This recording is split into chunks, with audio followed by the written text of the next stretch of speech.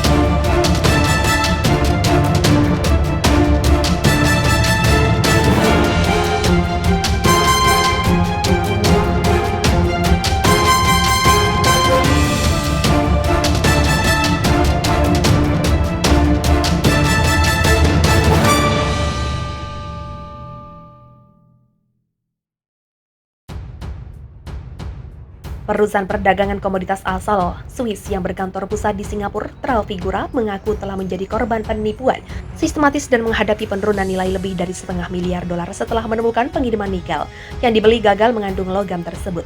Pelaku dugaan penipuan menurut Trafigura adalah perusahaan yang diyakini dikendalikan oleh pedagang logam Pratek Gupta, termasuk TMT, Metals, dan anak perusahaan UD, Tradip Group. Trafigura mengatakan telah memulai proses hukum terhadap Gupta dan perusahaan. Trafigura mengaku potensi kerugian maksimum akibat skandal tersebut mencapai US$577 juta atau setara dengan 8,66 triliun asumsi kurs 15.000 per US. Pasar logam sebelumnya terbukti rentan terhadap penipuan. Pada tahun 2014, misalnya tembaga yang hilang di pelabuhan Cina di Qingdao berbuntut pada tuntutan hukum dari bank yang telah meminjamkan uang kepada pedagang komoditas dan mengambil logam tersebut sebagai jaminan.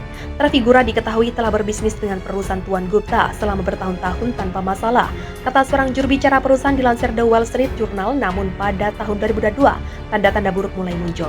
Kargo yang konon mengandung nikel membutuhkan waktu lebih lama untuk tiba di tujuan daripada yang diperkirakan, kata seorang juru bicara. Kapal juga berhenti di lebih banyak pelabuhan dalam perjalanan dari yang diharapkan dan perusahaan berhenti menunjukkan dokumentasi, aku Trafigura. Trafigura mengatakan tidak ada bukti yang menunjukkan bahwa karyawannya terlibat dan telah ditipu oleh dokumen palsu. Trafigura mengatakan tidak ada bukti yang menunjukkan bahwa karyawannya terlibat dan telah ditipu oleh dokumen palsu. Trafigura mulai memeriksa sejumlah kecil kontainer di Rotterdam.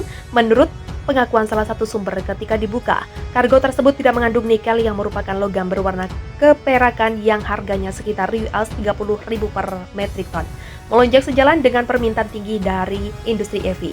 Sebaliknya, kota itu memiliki bahan bernilai lebih rendah seperti baja karbon, kata sumber tersebut. Beban keuangan yang diambil Trafigura geram karena menerima barang yang kurang berharga atau dalam beberapa kasus berpotensi tidak berharga sebagai pengganti nikel mahal yang dibayarnya. Berbasis di Jenewa dan di Singapura, Trafigura adalah salah satu perusahaan yang mendominasi pergerakan bahan baku melintasi berbagai kawasan ekonomi dunia. Sektor perdagangan komoditas dan bahan baku mentah sebagian besar berada di tangan swasta, termasuk saingan Trafigura di pasar minyak Vitol. Beberapa operator lainnya seperti Glencore PLC diperdagangkan secara publik. Tahun lalu, Trafigura mencatatkan keuntungan lebih dari US$7 akibat lonjakan harga komoditas.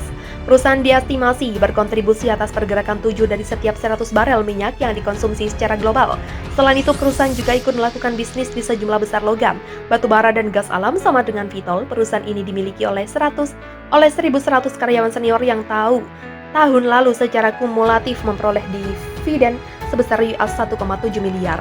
Penipuan juga merupakan resiko utama. Ini adalah bisnis yang relatif murah dan kesepakatan dilakukan secara pribadi dengan sedikit pengawasan peraturan dibandingkan dengan pengawasan yang ditempatkan di pasar keuangan. Meski dengan potensi kerugian jumbo tersebut, Trafigura mengatakan berada di jalur yang tepat untuk meningkatkan laba bersih semesteran di atas capaian 6 bulan pertama tahun lalu, senilai US$2,7 miliar. Pasar perdagangan komoditas nikel masih relatif kecil dibandingkan dengan logam yang lebih aktif diperdagangkan seperti tembaga dan aluminium, apalagi minyak. Harga nikel yang saat ini sebagian besar masih digunakan dalam baja tahan karat bergerak volatil dan sangat fluktuatif selama setahun terakhir. Invasi Ukraina mendorong nikel nilai naik karena Rusia adalah salah satu produsen utama. Tahun lalu harga nikel sempat naik tajam di London Metal Exchange, namun perdagangannya dibatalkan. Ketidakstabilan perdagangan nikel tersebut menyeret produsen utama, Cina, dan membebani bank-banknya dengan kerugian.